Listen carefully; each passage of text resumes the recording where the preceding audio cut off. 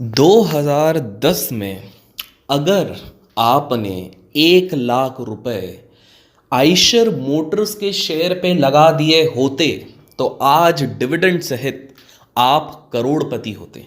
20 से 25 करोड़ रुपए से ज़्यादा आपके अकाउंट में होते। लोग कहते हैं कि उस समय पे अगर आपके पास दो ऑप्शन थे, या तो बाइक खरीद लो, वो पैसा लगा लो जो कि बाद में अभी तक डेप्रिशिएट होकर उसका वैल्यू जीरो हो जाएगा, या तो फिर आप इक्विटी में उसी के शेयर पे, that is Eicher Motors, Enfield की जगह आइशर मोटर्स खरीद लो तो आपका पैसा बन जाएगा। That is number one. दूसरी चीज हमने ये भी सुना है कि अगर आपके पास 10,000 रुपए होते 30 साल पहले, और 30 नहीं, अब तो 40 हो गया होगा अप्रॉक्स, 35-40 साल पहले, 35 साल पहले मान लेते हैं, आपके पास 10,000 रुपए थे और वो अगर आपने विप्रो के स्टॉक पे लगाए होते और उसके बाद आप भूल जाते, तो आज आपके अकाउंट में डिविडेंड, बोनस, स्प्लिट सब हटा के 800 करोड़ रुपए होते। सुनने में कितना अच्छा लगता है ना दोस्तों। यही तो वो कहानियां हैं जिसके बाद एक फाइनल पिच होता है, और इसलिए म्यूचुअल फंड सही है और आप सभी को म्यूचुअल फंड में पैसा लगाना चाहिए, भारतीय शेयर बाजार में पैसा लगाना चाहिए, इन्वेस्टमेंट में पैसा लगाना चाहिए। हेलो दोस्तों, आप सभी का वापस स्वागत है अपने चैनल पे। आशा करता हूँ काफ़ी चीज़ें सीख रहे हैं, लर्न कर रहे हैं, ग्रो कर रहे हैं, और ग्रो करने के साथ अपने माइंड को इवॉल्व कर रहे हैं। एक प्रैग्मैटिक थिंकिंग, एक वो रटा रटा है हुआ माल जो हमें पास किया जा रहा है उसके अलावा हट के सोच रहे हैं। आशा करता हूँ ये इनिशिएटिव आपको काम आता है, ये वीडियोस काम आते हैं। देखिए, हमारे पास दो तरीके हैं इन वीडियोस को करने का। एक है कि इसे पूरी तरह से प्रोफेशनली एडिट और दुनिया भर की सारी चीज़ें करके किया जाए, या सिर्फ कंटेंट पे फोकस कर दिया जाए, बाकी अपने आप फ्लो चलता रहेगा। तो दोस्तों, आप लोगों से अगर आपको पसंद आ रहा है तो आप लोगों से सिर्फ एक ही उम्मीद है, शेयर करते रहिए अपने ग्रुप्स में, अपने व्हाट्सएप ग्रुप्स में, अपने दोस्तों के साथ, ताकि ज़्यादा से ज़्यादा लोगों को एक्चुअल सच पता चलते रहे एग्जैक्ट क्या है। तो चलिए आज इस टॉपिक को हम कवर करते हैं कि ये विप्रो और आइशर की कहानी के पीछे का सच क्या है। सच एक तरीके से अगर इक्विटी इन्वेस्टमेंट की बात करें तो मैं इस चीज़ के फेवर में हूं कि लंबी अवधि में अच्छा खासा पैसा इक्विटी इन्वेस्टमेंट से बनता है, इसमें कोई दो राय नहीं है। No doubt investment will give you good amount of yields, good amount of returns in a longer term. Short term में 2-3-4-5 साल की बात करोगे तो वैसे आपको इक्विटी इन्वेस्टमेंट उसको आपको आना ही नहीं चाहिए। If you are looking for a longer horizon, yes, equity investments is the right place. लेकिन यहां पर एक ना थोड़ी सी प्रॉब्लम है। चलिए थोड़ा सा बैक ऑफ द गेम पे जाते हैं। 2009-2010 में कुछ फंड मैनेजर्स ने पैसा लगाया आइशर मोटर्स में। आज वो टीवी पे आते हैं, टीवी पे उनके इंटरव्यूज पे बोलते हैं कि देखिए उस टाइम पे लगाया होता तो 100x हो जाता, आपका कैपिटल 1000x हो जाता, जो भी है, सिम्फनी पे लगाया तो इतना हो जाता। अब यहाँ पर मज़े की बात मैं आपको बताता हूँ। 2009 में जब बड़े बड़े फंड मैनेजर्स आइशर मोटर्स के स्टेक खरीद रहे थे, वो क्यों खरीद रहे थे पहले हम समझते हैं। वो इसलिए नहीं खरीद रहे थे कि उनकी कोई बाइक आने वाली, वो इसलिए खरीद रहे थे बिकॉज वॉल्वो के साथ इनका एक डील होने वाला था जिसके साथ वो लोग इनको इंजन सप्लाई करने वाले थे।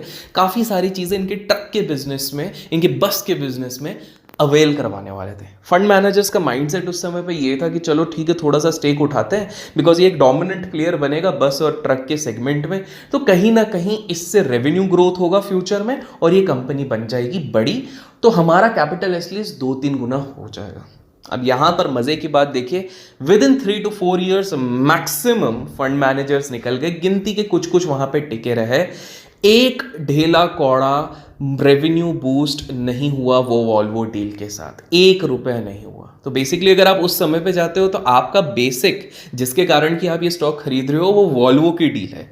बाइक के बारे में जब इनके खुद ओनर से पूछा गया आइशर मोटर के, तो उन्होंने बोला मुझे खुद को नहीं पता था कि ये इतना बड़ा हिट हो जाएगा। मतलब literally the promoters themselves were baffled looking at the success of that bike. मतलब उनको खुद को नहीं पता था, तो आउटसाइडर तो छोड़ ही दो, क्योंकि सबसे बड़ा नॉलेज किसको होगा, जो अंदर है, इनसाइडर को ही होगा ना, जो प्रमोटर है।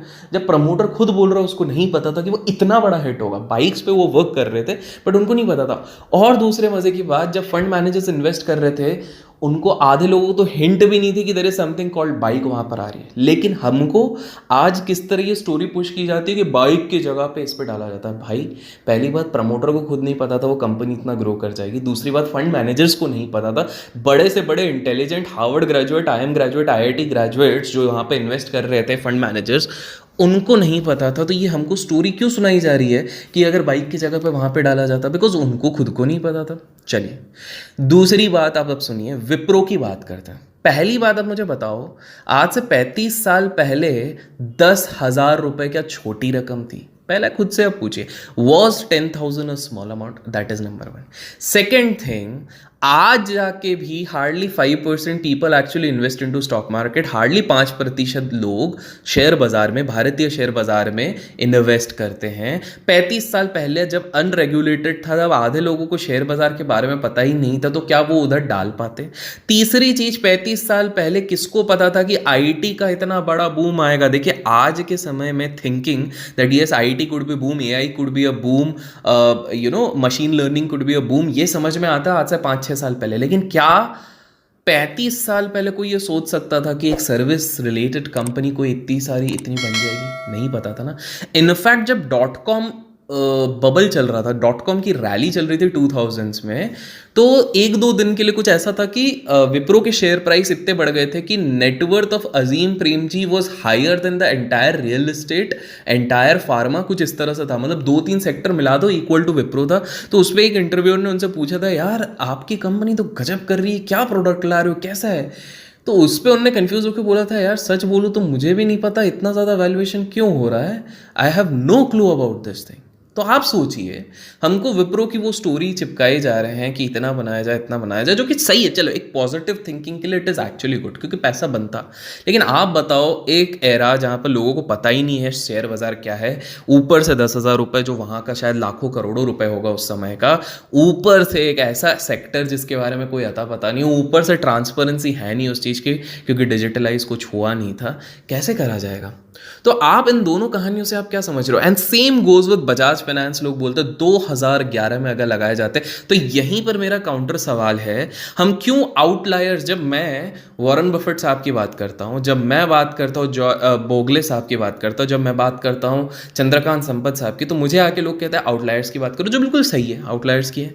तो हम स्टॉक्स में आउटलायर्स की बात क्यों नहीं करते हैं? क्योंकि जिस समय पे आप 2011 में बजाज फाइनेंस की बात करो, उस समय पे ये भी तो सोचा गया था आज से 10 साल पहले कि telecom would be the most buzzing sector. उसको देख के अगर किसी ने MTNL और आइडिया में भी तो पैसा लगाया था, आरकॉम में भी तो पैसा लगाया था, उस टाइम पे तो बजिंग थे। प्लीज डोंट टेल मी कि डेड था, ये था, वो था। उस समय कुछ ऐसा नहीं था। उस समय पे power sector was a buzzing sector. अगर किसी ने रिलायंस पावर पे पैसा लगाया उस समय पे, if someone had invested at that point of time in what do we call Suzlon, तो क्या हम उन लोगों को क्यों नहीं काउंट कर रहे हैं? हम 1000 स्टॉक में से सिर्फ उसी एक स्टॉक की बात कर रहे हैं, या उन्हीं 10 स्टॉक्स की बात कर रहे हैं जो मल्टीफोल्ड रिटर्न बना के दे चुके हैं। सिम्फनी के सेगमेंट में there were other companies also, but हम सिर्फ सिम्फनी की बात कर रहे हैं। क्यों? अब समझिए साइकोलॉजी। बिकॉज ह्यूमंस का एक नेचर है। ह्यूमंस का नेचर क्या है? जब तक फेलियर होता है हम बात नहीं करते। जिस दिन किसी चीज का सक्सेस होता है, we all certainly turn our tables and we go start talking good about that. जब I was struggling in my life, a lot of people were not asking me. The moment थोड़ी बहुत prosperity आने लग गई, जिन लोगों ने मुझे कहा था कि भाई ये कुछ नहीं कर पाएगा, वही आज मुझसे टिप्स लेने आ रहे हैं। वही लोग बोल रहे हैं कि कुछ बता दे, वही लोग मुझसे हेल्प मांग रहे हैं। You see the way tables turn. Same goes with share bazaar. No one is actually talking about those thousands of shares which are going ruined. आज से 4 साल पहले Yes Bank was said to be the next HDFC Bank. Today, after coming into the news so frequently, उसके बाद वो आ नहीं रहा है। पॉइंट मेरा ये सिंपल सा है, जिस बेसिस पे पिच किया जा रहा है आइशर मोटर की कहानी, वो कहानी ही अलग है। जिस बेसिस पे विप्रो की कहानी पिच की जा रही है, वो कहानी अलग है। कहानी ये थी कि वो व्यक्ति जिसने वो पैसा डाला था, उसके ध्यान से हट गया था। 30 साल बाद अचानक से उसने खोला तो उसको निकला, and then he realized, oh my God, I become rich. Are you getting my point? उनको भी नहीं पता था कि ये वाली सारी चीज़ होगी। लेकिन यही कहानियां लाखों करोड़ों लोगों के साथ हुआ होगा कि जब उनने आंखें खोल के देखा उनके डीमैट अकाउंट पे, तो देखा होगा कि भाई ये कंपनियां तो डीलिस्ट हो गई हैं। अब तो ये कंपनियां लिस्टेड भी नहीं है, पैसे ही नहीं है उसमें, नलिफाई, जीरो हो चुके हैं। मेरा पॉइंट एक सिंपल सा है, when you come into share bazaar, when you come into stock market, have a questioning mindset, have a practical mindset, have a pragmatic mindset, एक ऐसा mindset जो खुद से बार बार सवाल पूछता हो, ये नहीं कि भेड़ चाल के हिसाब से हाँ भाई इसने बोल दिया वो कर लिया, उसने बोल दिया ये कर लिया. Same applies with investing and same applies with trading. Trading में हर कोई अभी ये कहने लग गया है लास्ट 4 साल से, इससे पहले नहीं था, because I have been looking into this market for 10-11 years, कि ऑप्शन सेलिंग से ही पैसा बनता है. अरे भाई ऑप्शन सेलिंग से ही पैसा बनता है. Why can't we list at least 10 Indians who have made 500 crores through option selling? At least मैं इन्वेस्टर्स तो गिना सकता हूँ, भले हैंडफुल हो मैं गिना सकता हूँ. Same goes with those people जो इन्वेस्टिंग पे भी सेम चीज़ लागू हो जाएगी. काफ़ी लोग बोलते हैं कि यार इन्वेस्टिंग ऐसी करो जो सिर्फ 2 साल तक अपन इन्वेस्ट करें और निकल जाओ. Again tell me a few names who have made this thing. Point ये है दोस्तों जिसके बारे में हम लोग we are not even addressing that there is a certain element of luck. अब आई नो कमेंट सेक्शन में आप लोग बवाल मचा दोगे और ये क्या बोल दिया, ये क्या बोल दिया, ये तो कुछ भी बोल रहा है. बट मैं अपने एग्जाम्पल से बोलता हूँ, ठीक है. आईबुल हाउसिंग फाइनेंस के फ्यूचर्स रीसेंट एग्जाम्पल है, मैंने लिए स्विंग पोजिशनर. मेरा टारगेट उस फ्यूचर्स में था 11%. कितना? 11%. मैंने अपना टारगेट भी लगा दिया 11%. फ्यूचर्स में कम नहीं होता है, ठीक है. मल्टीपल लॉट से लगा दिया और मैं अपने काम में लग गया. मैं उसके बाद ऐसे ही रैंडमली देखा, वॉच लिस्ट पे देखा, अरे वाह आईबुल हाउसिंग फाइनेंस जा रहा है ऑलमोस्ट 30% हो गया. मैंने गजब यार, गजब प्रॉफिट बन गया होगा, अपना 11% पे तो निकल ही गया होगा. व्हेन आई ओपन तो मेरा पोजीशन चल रहा है वहाँ पे एंड आई एम लाइक अरे यार मैंने सेल ऑर्डर तो लगाया था, ये एग्जैक्टली क्या हो गया, ये क्यों नहीं चला. When I go and check in my order book तो मुझे क्या दिखता है, ठीक है आप भले इसको बोल दो सर गलती हो गई, जो भी हो गया कभी कभी हो जाता है, बट ट्राई टू अंडरस्टैंड. जब मैं ऑर्डर बुक जाके देखता हूँ और ऑनेस्ट कन्फेशन मैं खुद के ऊपर कर रहा हूँ, यही चीज़ अगर कोई और करता तो अपने आप को देखा अपन बाप हैं, ये हैं वो हैं, ये सब कर करके हर जगह पेल देते. लेकिन अपन बिल्कुल जो सही चीज़ है वो मैं बता रहा हूँ, realistic. I see that the order actually was cancelled because मैंने वो एएमओ ऑर्डर लगाया था उसी दिन, ठीक है. एंट्री पहले ही हो चुकी थी, एएमओ ऑर्डर लगाया था, वो एएमओ में कुछ एरर आ गया था because of which it got broken. So जहां मैं 11% लेने वाला था मल्टीपल लॉट्स पे, वहां पे मैं 30% प्लस लॉट्स पे लेके गया. तो क्या आपको क्या लगता है, मतलब मैं तो 11 ही लेना चाहता था, 30 हो गया. ये छोड़िए, निवेशकों की भी बात करते हैं तो निवेशक खुद हम्बल होके ये चीज़ कहते हैं कि I had actually placed my money in ACC stock in 1990 1992. Even I didn't know in 6 months और 1 year it will become 3x और 4x. 6 महीने में वो 3x हो गया था, 10,000 तक चले गया था. आपको बता दूं 300 रुपये की चीज़ 10,000 तक चले गई थी with in 2 years Harshad Mehta के टाइम पे. तो उनने खुद ने बोला हमको भी नहीं पता था, may be that was a craze, lucky थे हम निकल गए, राइट. तो आपको समझना है जो भी ब्रैगिंग एंड बोस्टिंग होती रहती है कि सब कुछ स्किल है, skill no doubt is very important, 70% skill है, लेकिन कहीं ना कहीं वो 10 का जो 20 हो जाता है ना, उसमें आप मानो ना मानो there is an element of luck. क्यों ऐसा होता है कि कुछ लोग होते हैं जो दुनिया भर की मेहनत करते हैं, सब कुछ करते हैं, एक लॉजिकल सोचो शेयर बाजार के आगे. अक्षय कुमार जी एक बार जा रहे थे, मैं एक लास्ट एग्जाम्पल देता हूँ ताकि आपको एक क्लैरिटी हो जाए. अक्षय कुमार जी एक बार शूटिंग में बैठे थे और उनने देखा कुछ आर्टिस्ट को जो कि इनक्रेडिबली टैलेंटेड थे, फिजिक थे, स्मार्ट थे, हैंडसम थे. उस टाइम पे उन्होंने एक इंटरव्यूअर को बोला कि यार मैं जब इनको देखता हूँ तो मुझे लगता है कि शायद हम लोग लकी थे, सही समय पे आ गए, क्योंकि आज के टाइम पे आते तो कंपटीशन इतना है कि शायद हम टिक नहीं पाते. इतने इनक्रेडिबली टैलेंटेड लोग हैं, इतने स्मार्ट है, स्टिल उनको ब्रेक थ्रू नहीं मिल रहा, तो हम लोगों का क्या होता. I hope you guys are getting. ऐसे ही काफ़ी हैं. आप खुद सोचिए, हमारे नवाजुद्दीन साहब एक्सट्रीमली टैलेंटेड है, नो डाउट, उन्होंने हार नहीं मानी, बट उनको कितने सारे साल लग गए अपने आप को इंडस्ट्री में एस्टैब्लिश करने. And same goes with trading and investing. ऐसा नहीं है कि the one who made the most money is the smartest out there.